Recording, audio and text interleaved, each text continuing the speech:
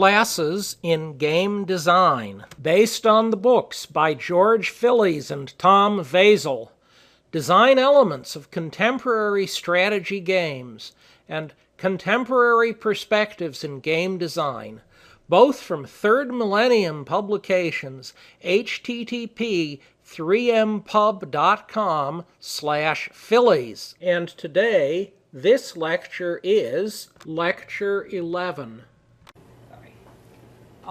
Okay, so what I'm going to do today is discuss assembling things into games and how you create something that's a game as opposed to pieces of mechanisms and this, that, and the other thing. I don't think that I actually found all of the mechanisms that you can imagine, even though some of them need to be phrased fairly broadly, like movement. If there's movement, it's a mechanism, but there are lots of different mechanisms hiding in there someplace. Some of them are more obvious than others. For example, if you did as your theme some sort of a business game, you should have considered that economics and economic development was going to be or some sort of financial thing anyhow was going to be a mechanism, and some people found this more transparent than others. However, what I'm going to start by talking about is what you do to assemble a game that, as you've said, we've chosen a theme, pirates. I seem to be fond of pirates. And so one of the things you do, if you're saying we're going to have a theme, is you insert what is known as chrome. The phrasing comes from 1950s automobiles in which you hung on the side of the car little pieces of shiny, or very large and expensive pieces of shiny metal that were chrome plated so they would stay shiny for a long time. They were plated with chromium alloy, and that was chrome. Chrome doesn't actually modify, within reason, the function of the vehicle, but it does make it more noticeable, and it was a selling point, like giant tail fins. You may have noticed how giant tail fins have done. So when we say chrome, there are rules that are specific to the game that contribute to what's going on a bit and add color, but you have to be careful about adding question. Is that like the equivalent of flavor text in an RPG? Could be. Let me give some examples. Chrome is things you put in that are the details. Let us consider two motion picture ideas. Attack of the giant localized destructive force. And the giant localized destructive force may be a large fire-breathing or not reptile, or a scorpion. That one was actually quite cleverly done. Or a giant praying mantis. It may be vulnerable to conventional weapons fire. That was the giant tarantula and napalm. Or it may be quite incapable of being damaged until the super weapon comes up from, that was the creature from 20,000 Fathoms or George Pal's Martian Invaders. Wells' Martian Invaders were perfectly vulnerable to conventional weapons. Or you may say, okay, we're going to do a theme. We're going to do vampires. I wrote the book chapter before people went overboard with these things you see in Borders with vampires on the cover. But I can still give some examples. And you can say vampires, but the chrome is which one? It might be Boris Schreck, the very original Dracula in films. It might be Lon Chaney. It might be the hero, so to speak, of Dark Shadows, which was a 70s soap opera. Or it might be the vampire Nostradamus. It's actually a very well-done, low-budget film, very creative when you don't have much budget, with or without, depending on episode, his wrestling women. However, it's chrome, it's details. Now, the difficulty with chrome is that at some point you run away with chrome and the complexification of the rules buries things. A classic example of the chrome swallows the rules was the old Avalon Hill board game. It's a tactical board game. You have individual tanks and small groups of men moving across the battlefield. And the fellow who wrote it decided that his gunnery tables were going to be totally accurate.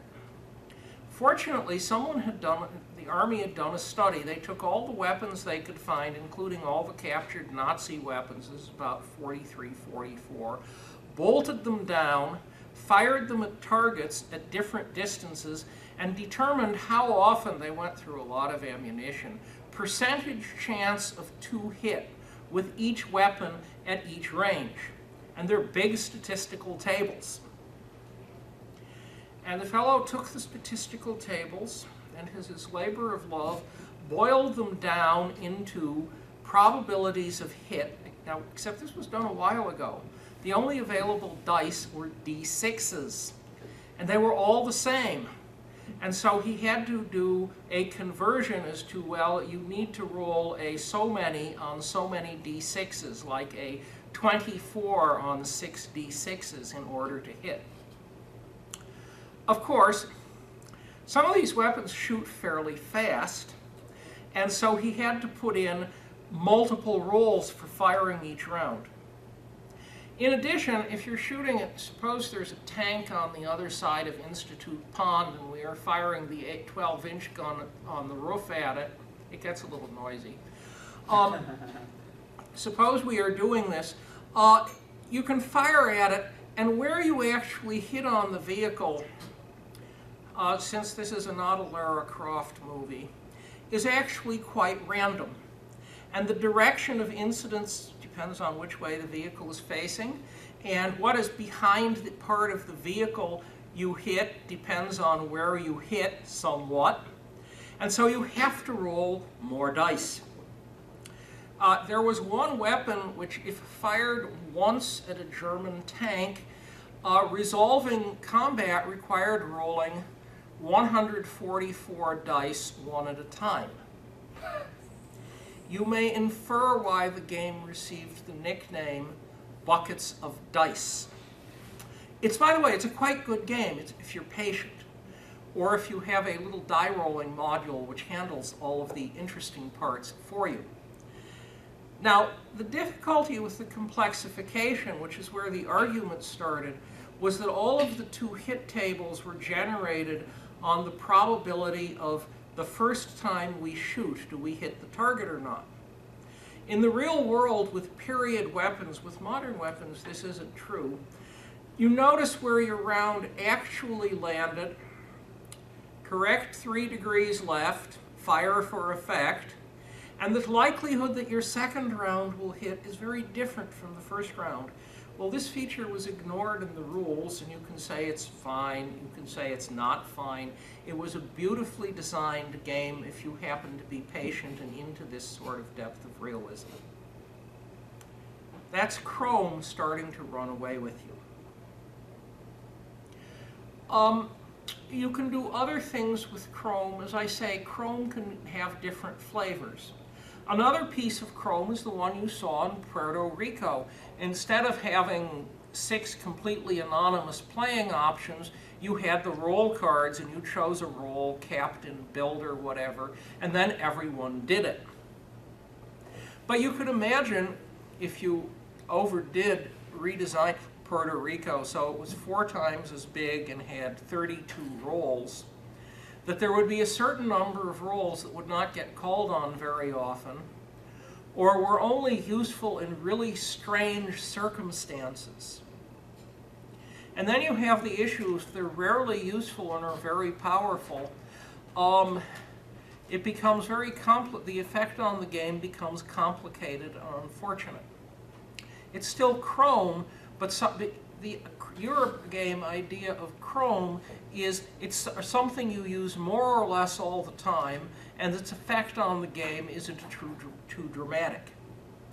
I mean, if I said I draw captain, and the extra bonus I get is, gee, I was playing pirate in my spare time, and my extra bonus is 100 gold pieces.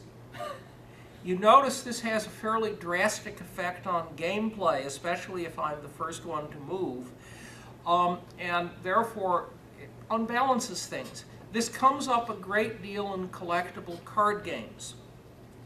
You should read, I think you will find useful, pardon me, in Contemporary Perspectives there are several interviews, and the interviews are with people who design CCGs and such not, and they all make the point that if you're adding a card, if it shows up very rarely and only has one special purpose and is very drastic in the special purpose, it may not be a good addition because it just makes the game strange as opposed to interesting. So that's Chrome. I'm going to now talk about a few particular games, and I'm going to dissect them in terms of elements, which is part of the homework next time too, when you play Conquest of the Fallen Lands, finding all of the mechanisms and what they are. But I'm going to talk about a few particular games. The first game I'm going to talk about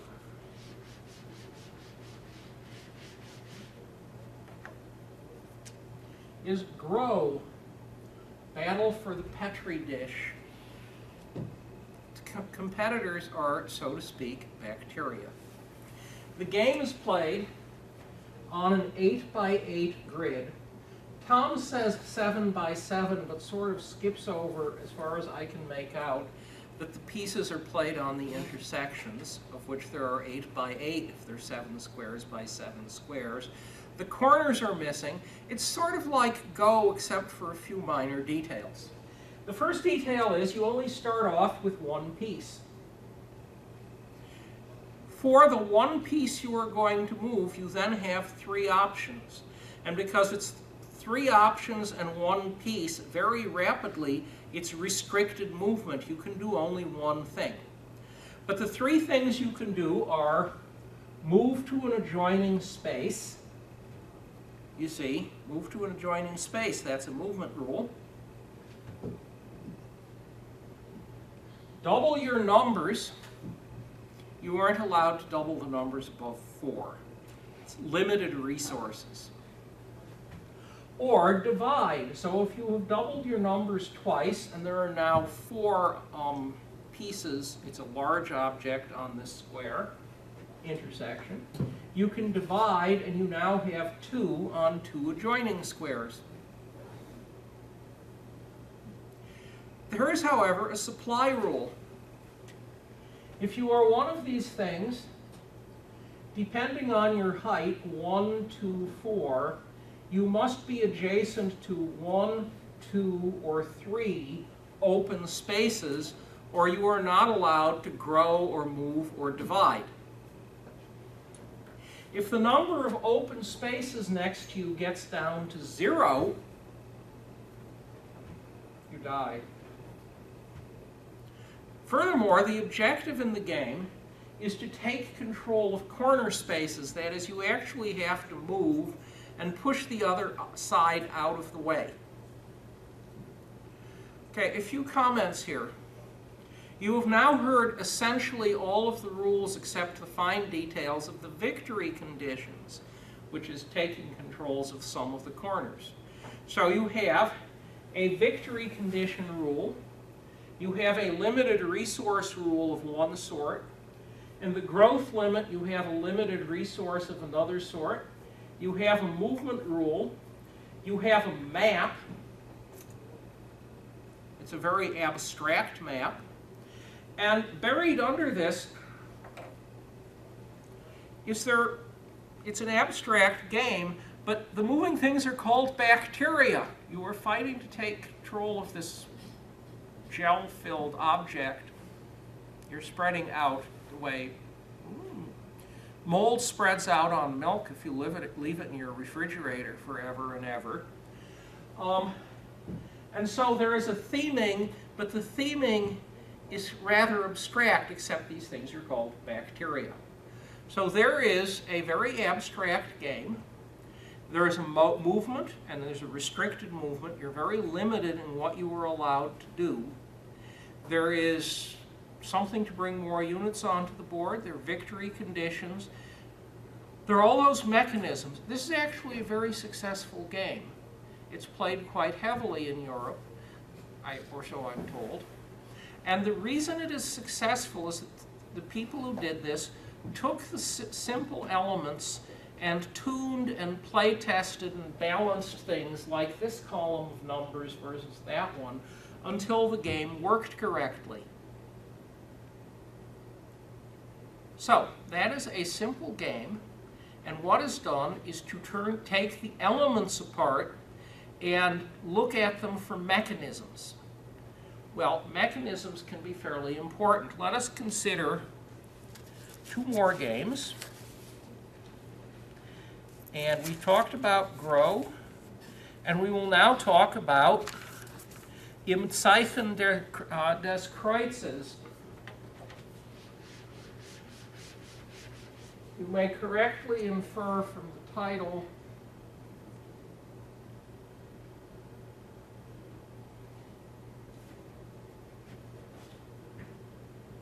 that the game is originally German. Those of you who have not considered acquiring a foreign language might consider the large Euro game capital in the world is Germany, and that is perhaps a useful language, just as the large anime, etc. capital of the world is Japanese, and therefore Japanese is a useful language. The game title translates as In the Sign of the Cross. It is a game about the Crusades.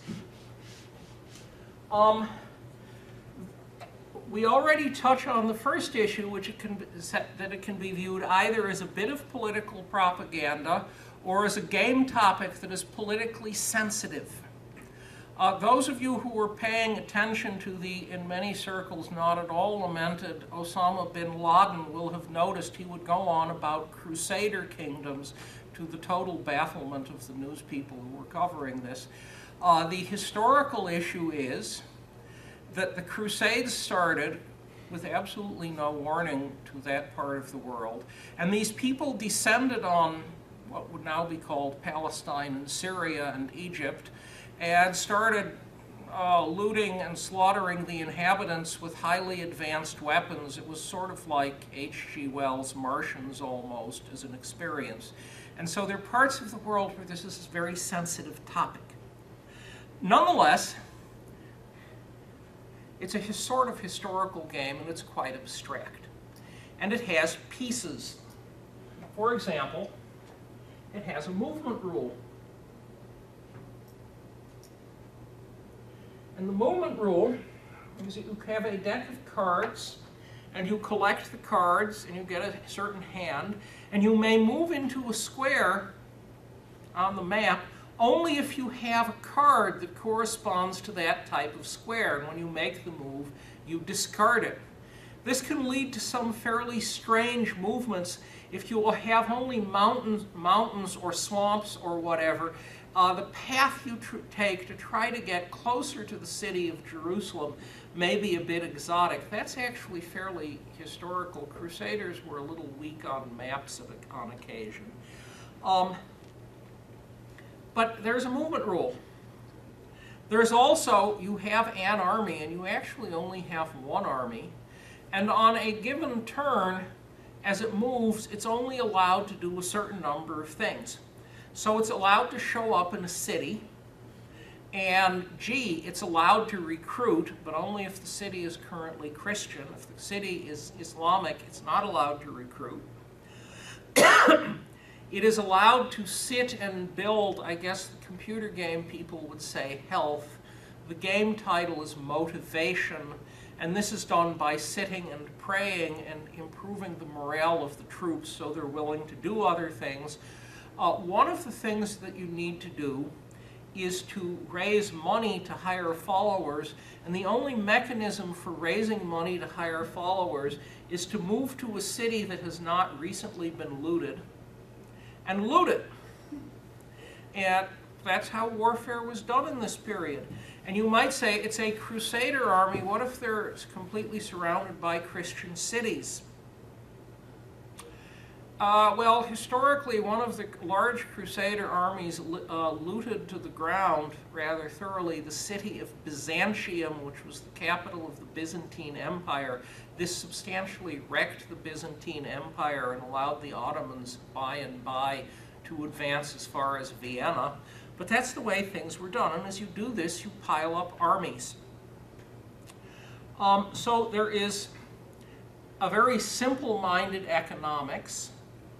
There is a morale rule. There is also combat, that is, the cities are defended by, each city has its own defending army. And there is a piece of machinery. There is a dice tower. And the dice tower is some complicated object. I have never seen a picture of an interior of a dice tower. And you drop colored cubes into it of different colors. And there are actually cubes in it to start out with. And if you start a battle, both sides dump their cubes in, and you see what falls out the far end. In essence, this is an extremely analog random number generator. But it doesn't look like dice at all. It looks like a tower, and they're colored objects, and it moves. What else could you ask? That's an example of a mechanical part. It's actually a fairly expensive mechanical part in the sense it has to be made fairly correctly, and you have to work fairly hard on the design to get it to work so that it functions as a random number generator without actually just being tables of dice and combat results tables. In addition, well, all of the players are on the same side, but there was an opposition, and the rule is that if you attempt to attack a city, one of the other players on your side, who is motivated to see that you lose so he can win, or she can win, controls the army on the other side. So there is a combat rule. There are limited actions. You get choices of action. To some extent, it is a cooperative game. How is it cooperative? Well, by the time you get to the city of Jerusalem, which in history, when it was taken, was looted to the ground, and everyone in it, more or less, was killed. When you are trying to attack Jerusalem, it has a large defending army, and therefore several players actually have to cooperate in order to be able to take the city. And there are rules for determining which of them actually gets the credit. The rule is not, however, whoever is smart enough to kill all of the other guys' historians and write the history himself, which has been done. Okay, so I am describing in the sign of the cross, and it's basically the movement rule. Yeah, it's limited movement, but what moves you can make are actually fairly limited. In a certain sense, it translates as which native guides did you manage to lay your hands on. So there is a game with various parts. Now let's take a third game.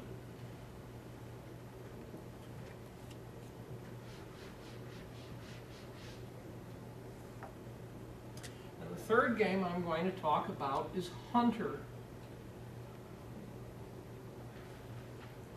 Hunter may vaguely be described as Clue meets Dungeons and Dragons. There is an objective, victory condition. You have to kill Sauron. Well, it's not actually Sorehead, it's the Shadow. And the first issue is the Shadow is only vulnerable to a particular set of attacks which you have to deduce. And the way you deduce it is that there are cards that get handed out to all the players.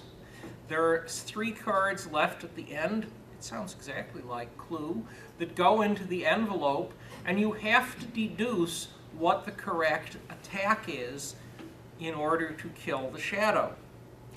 Oh yes, and then you and your minions have to have the particular set of skills in order actually to execute the attack. It's sort of like Clue, except you have, if you want to say it was done with a candlestick, you have to hire a silversmith as one of your followers. So there's an objective, and it's a puzzle. or at least it's partly a puzzle. And what you're allowed to do, this is very clue-like, is you sit there and you make a guess as to what the answer is, and then it rotates around, and each player in turn must say, or at least the first player must say, then it stops, if he has one of the clues that negates your guess. And so I guess it's done by bait with a dragon-killing spell in the woods, and the player to my left says, bait, and gee, I know the bait card is not in the hole, but I have done my guess. Okay, the game also has a map. The map is an excellent example of extreme coarse graining. It is a rectangle 4x3 of 12 stacks of different cards. And that is the map of the world. It isn't totally coarse-grained, it isn't a 1x1 square, but it's rather simplified. And sitting there on the map, there are various things you can do. And the things you can do include hire minions. There's a market where you can buy and sell things. And there are places where you can go in order to hunt the shadow.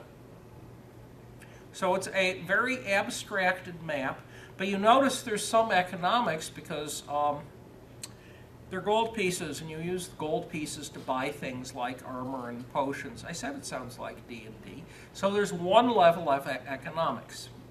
However, there's something else which is much more like a business game, shares. The deal on shares is, how do you hire minions? You don't pay them with money. You offer them a cut, a share of your loot. You have a total of 8 shares. And if you want, how do we hire a minion? Well, it's my turn to move. I turn over one of the cards on one of the minion decks. And then there is a 1 round of bidding. Everyone gets to bid for the minion they're looking at. And you bid in shares, but you only have 8 shares in total. Yes? And if you bid 5 or 6 to get your first minion, you're now decidedly short for the rest of the game. Furthermore, the player who turns the card gets to bid last, which is an enormous advantage in single-cycle bidding games, because you know exactly what has been done. No one can do anything else. And therefore you have absolute certainty. You either spend the money and get shares and get the minion, or you don't. So it's a bidding game. Question? In some bidding games, actually going last in the bidding cycle is a disadvantage. You can certainly construct games where that is the case, but in this one it is indubitably an advantage. Now, what do shares do? Well, as you go out and hunt, you may find things other than the shadow, and you get to loot and plunder or whatever, and the net result is you have new gold supplies of gold pieces coming in. But you bring in gold pieces, and now you divide them with your party in proportion to how many shares you each have. And if your minions have 7 of the 8 shares, giving away all 8 would be a remarkably bad idea unless you were about to kill the shadow. If your minions have 7 shares and you just collected 8 gold pieces, they get 7, you get 1, and you notice there is now an economic competition element. There are limited resources, and the resources that are used to procure minions cut you off from raising more money in the future. Yes? Can you fire them? Yes, that's correct. You can fire them at a certain time in the turn.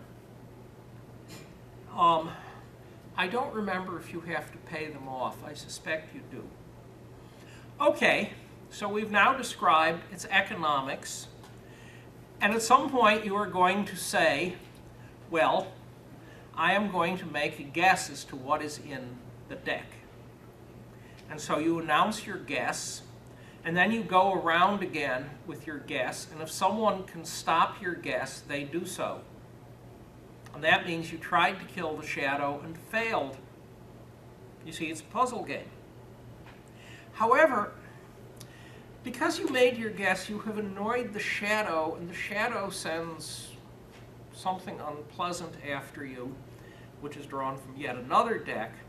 There's a lot of Chrome in all of these random decks. Chrome, random events. It's a game mechanism.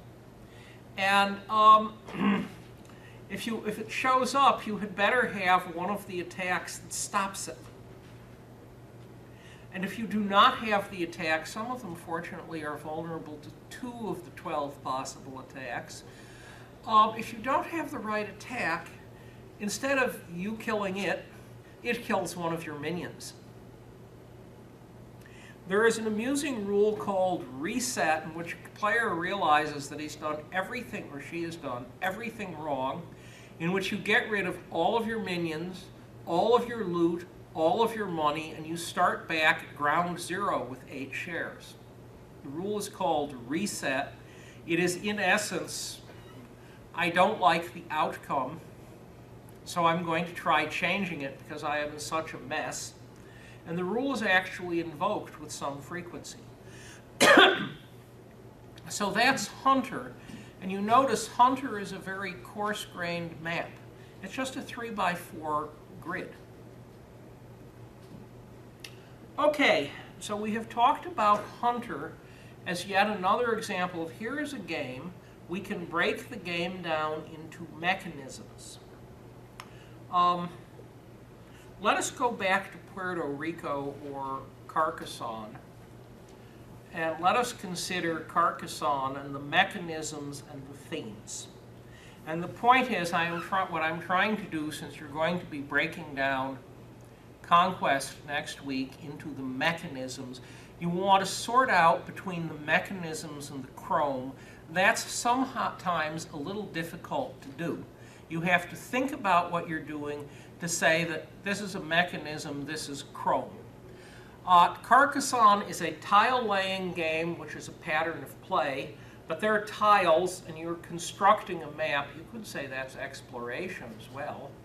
But the main issue is it's tile-laying, and you have rules for movement. Movement, yeah, you're putting a tile down each time. And you may or may not be putting down a meeple each time. The meeple are stationary, of course. But the net result is you have a movement rule. You really have 2 of them. You also have limited resources. You have 1 or 2 or 3 variant tiles. So there's limited resources. It's a mechanism. You're restricted in what you can do. You also have, it looks like 9, but one of them is your scorekeeper. You actually have only 8 of the little meeple you can put down. If you start putting them down immediately without seeing what the map is going to do, you can be stuck with large numbers of meeple in incomplete cities. There are various other even more dismaying options.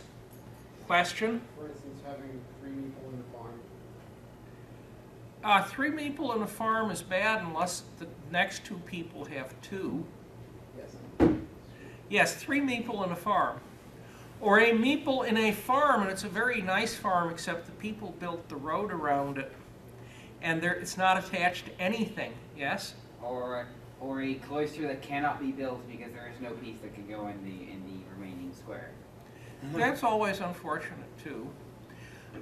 Yes, as I say, the mechanism, though, is restricted resources.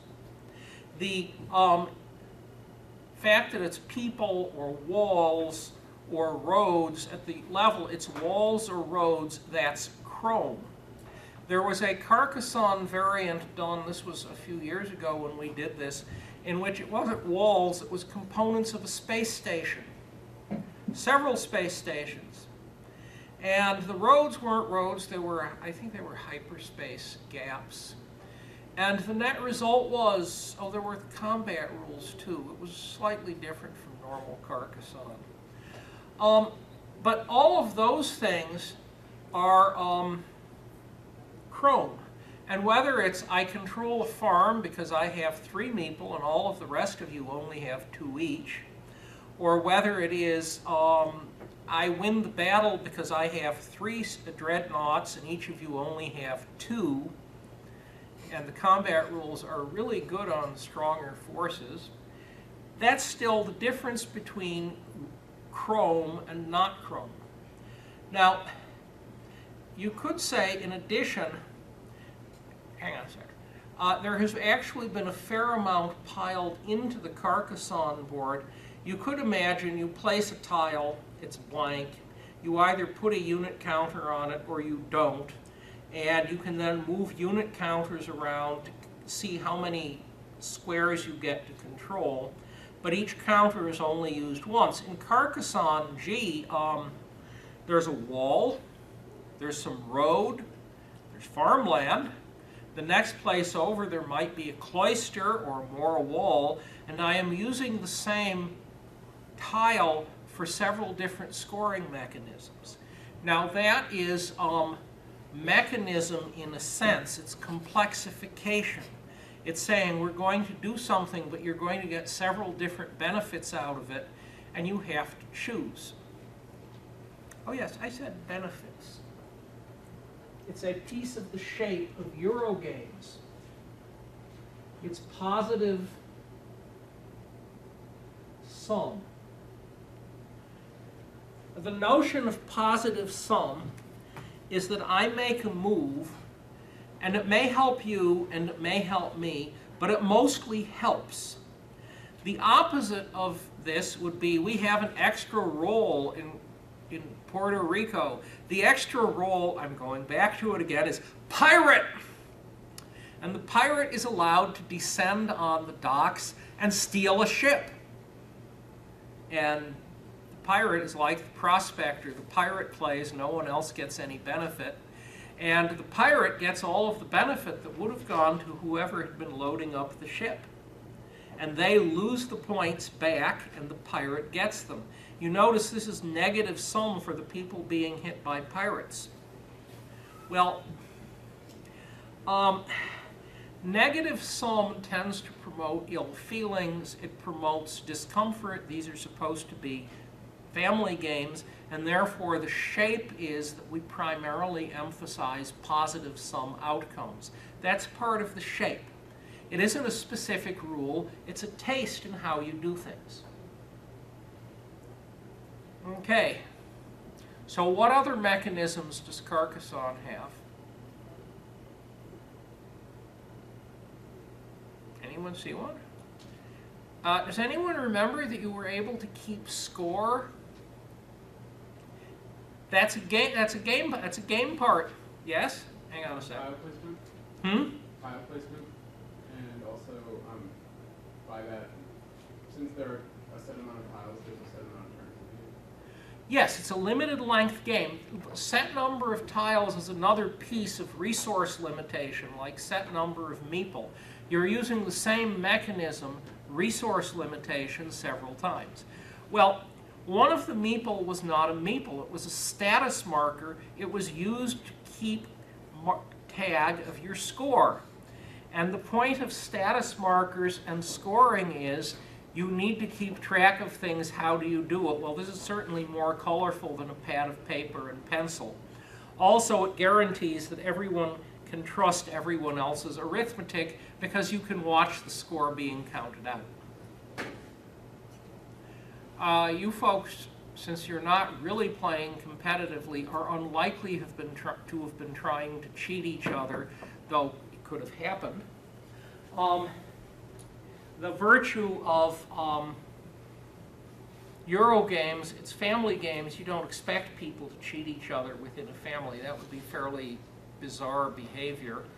But it's positive sum, and the scoring is visible so everyone can look at it and feel good, or at least not as bad as they might have otherwise. Okay, let us consider another game which, how many of you have played Monopoly? At least most of you? Okay, well let us consider dissecting Monopoly. It is a resource exhaustion game. You play until everyone goes bankrupt. You could also say you win by player elimination. There are limited resources. There are only so many houses and only so many hotels. There is a significant business and finance game rule. of peculiar sorts. You can buy houses, you can buy hotels. There's money passing back and forth. There is a very large amount of chrome. The game was originally called something like Landlord and Tenant. There is a fixed movement direction. It's a track. It's not a race game. You're not trying to get around faster. It's a progress game. You're going around in a loop, and as you go around in a loop, there are things that insert money in. You pass go. There are a few things that can take money out. If you buy hotels or houses, you're taking your money and giving it back to the bank effectively. There is an auction, a trade element, player interaction. You are allowed to buy and sell things. And you buy and sell by mutual consent. Or perhaps you don't. It depends on a rule interpretation. There are some interesting issues where if you play the rules exactly as written, apparently as they were meant, as opposed to the way most people are taught to play them, I am told there are some interesting and peculiar game features which greatly surprised most people because they didn't notice that's what the rules said. But in any event, we have a financial game. It's very abstract. The map is a line bent in a loop. You cannot find linear circular cities, to my knowledge, anywhere. So what did I just do? Yes, again? Does it count as an area control game? Is yours controlling properties? You certainly could say it's an area control game in the sense you are buying areas, but you don't actually win by buying the areas. It's just a tool. But you could say there's an area control element in there too. And certainly if you say you can trade properties with another player, or you can sell properties back to the bank, there's area control in some sense. So that's Monopoly. On the simple level, let's take chess. It's an elimination game. There is a very abstract map. There's restricted movement. You could say Monopoly has restricted movement, but when you only have one pawn, that's not a very meaningful statement in that you either move your unit or you move your unit. In chess, you have at the start 16 pieces, and you can choose which one to move, but you can only move one of them. The alternative I mentioned was there's blitz chess. The first player makes one move. The second player makes 2 moves. The first player makes 4 moves. The second player makes 8 moves. Very, very quickly, the game is ended. Yes? Everyone noticed this game will end very, very fast because one side or the other gets wiped out. There is not... In chess, there is complete information in the sense that everyone can see exactly what's on the board and where it is. There are a number of business games, Cartel, for example, and some games will have restricted information. That is, I am buying shares in a hotel corporation, so are each of the rest of you. But the number of shares that I have at any time, I can keep secret. I don't have to display my deck. People who are bridge players who are fond of card counting think this is really great.